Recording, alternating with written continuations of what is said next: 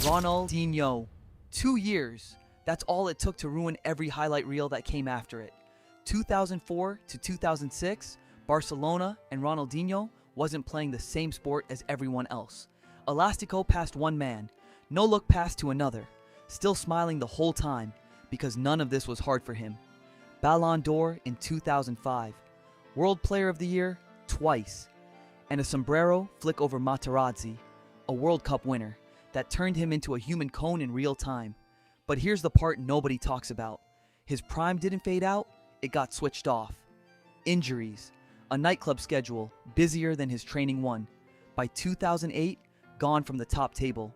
2 years of magic, a decade of what if. Football never fully recovered. Ronaldo Nazário, quick warning. Before we go further, this one hurts. 1996 to 1998, Barcelona then Inter Milan. Ronaldo wasn't just fast, he was fast, delicate, and unstoppable. 3 things a human body shouldn't combine at that speed. Defenders weren't marking him. They were just hoping he'd trip. Then the knee went. Then the other one went too, on the 2 biggest stages the sport has. He still limped back and won a World Cup in 2002 anyway, on knees held together by spite. 2 years healthy. 1 World Cup won on fumes. Somewhere out there is a version of Ronaldo who never got hurt, and honestly, we should all be terrified of him. Lionel Messi. Most players get a window. This one got a decade, and somebody forgot to close the door.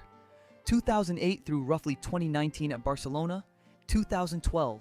More goals in 1 calendar year than most strikers manage across 3 full seasons. 4 Ballon d'Ors. Back to back to back to back. Voters simply ran out of other names to write down. The dribbling was never about pace. It was defenders lunging at a ball that was somehow always 6 inches further away than physics allowed. And one silence followed him everywhere. No World Cup until 2022 finally shut that door. A prime this long shouldn't exist. It did anyway. Zinedine Zidane. No step-overs, no highlight reel showboating. Zidane's prime was scarier than that. It was calm. Roughly 1998 to 2006, peaking around Euro 2000 and the Galacticos years at Real Madrid. The turn, you know the one, a full 180 on a dropping ball like gravity was a suggestion, not a rule.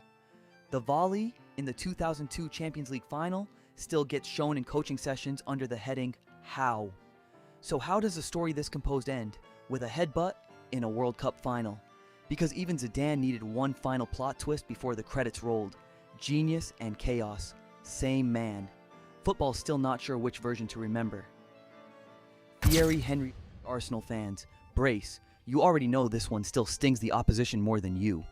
Early 2000s, and Henry's prime wasn't about tricks. It was angles nobody else could even see. Cut inside, curl at far post, repeat weekly like clockwork with a French accent. The peak, 2003 to 2004, the invincible season, when Arsenal didn't lose a single league game and rival fans started praying for anything. Rain, injuries, a volcano.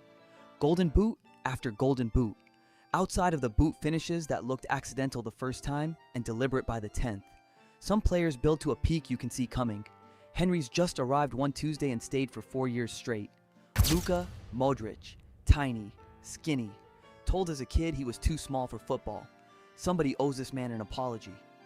Real Madrid, 2016 to 2018, 3 straight Champions Leagues, and an engine that never once seemed to run out of fuel in a body that looks like it should have quit by halftime. Then, 2018 happened. A World Cup final with Croatia, a nation of 4 million people, and a Ballon d'Or that finally broke the Messi-Ronaldo duopoly after a full decade of the two of them just trading it back and forth. Croatia lost that final. Modrić still walked away with the tournament's golden ball anyway. Small man, giant trophy cabinet. Nobody saw it coming, least of all the scouts who said no. Paul Pogba, Juventus, didn't just sign a midfielder in 2012. They stole one for pocket change after Manchester United let him leave for nothing. 4 straight Serie A titles followed.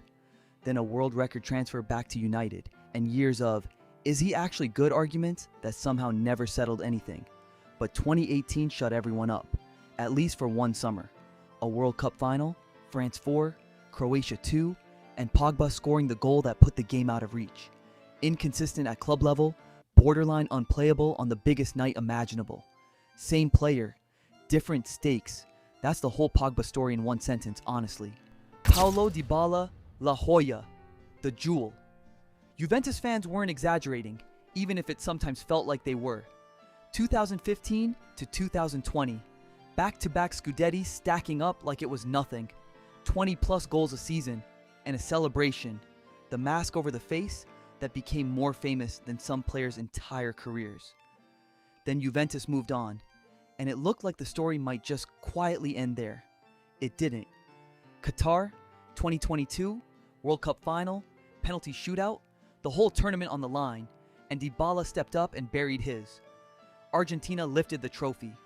Sometimes a prime doesn't end with decline. It ends with one perfect penalty at exactly the right moment. Antoine Griezmann. Everyone remembers the World Cup final. Almost nobody remembers he'd already been the best player at the tournament 2 years before that. Atletico Madrid, 2014 to 2018. A Europa League title, a Champions League final, and a striker who somehow never got the headline attention his numbers deserved. Euro 2016. He finished as top scorer. 2 years later, France go all the way, and Griezmann's performance in the final walks home with the bronze ball. No flashy transfer drama needed, no manufactured storyline. Just quietly, one of the most complete forwards of his generation, in the shadow of two men called Messi and Ronaldo the entire time. Cristiano Ronaldo. If Messi's prime was magic, this one was engineering. Cold, relentless, self-upgrading engineering. Real Madrid, roughly 2011 to 2017. 5 Champions Leagues, Ballon d'Ors traded back and forth with Messi like the two of them had a shared custody agreement on the trophy.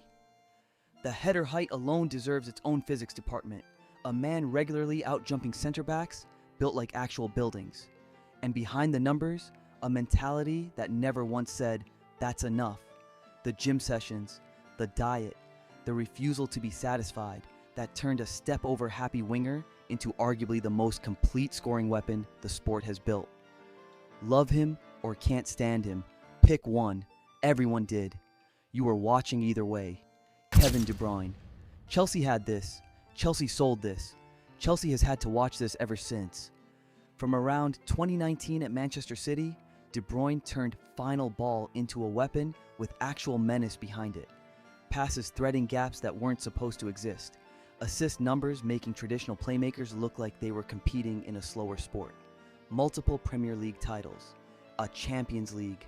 A passing range that made the pitch look 2 sizes too small for everyone else. Some primes are built on flash. His was built on making the impossible ball look like the obvious one, over and over, until defenses stopped even trying to guess where it was going. Chelsea's still filing that one under regrets.